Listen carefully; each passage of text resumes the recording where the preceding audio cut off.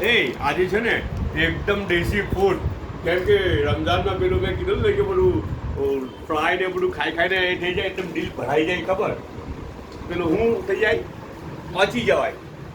હા, તો પછી એ લોકો એકદમ દેશી ફૂડ બનાવેલું છે કે ભાઈ ખવાય. પેલું બહુ નહીં ખવાતું યાર, હે ને.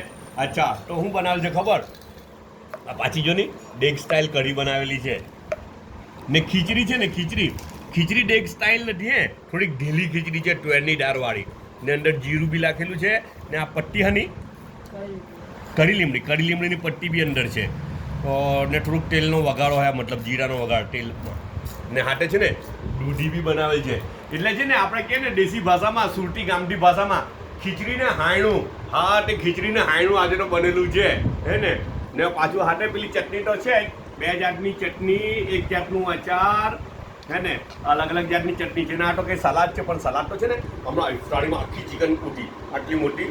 તો તે ચિકન ઉઠી ને તો ચીનું બચેલું કંઈ સલાડ છે, પણ તે ચિકન રેડીમેડ ઉઠી, મારા ફ્રેન્ડે મોકલેલી ઉઠી, હે ને તે ઇફતારીમાં ખાધેલી.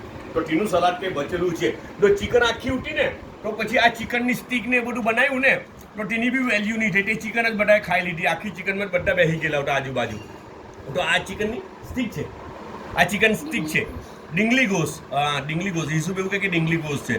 તો હવે તે હમણાં પાછા લઈને બેઠા કે કોઈ ખાવું હોય તો. ને હાટે મરચાના ભજીયા બી મૂકેલા છે ભાઈ.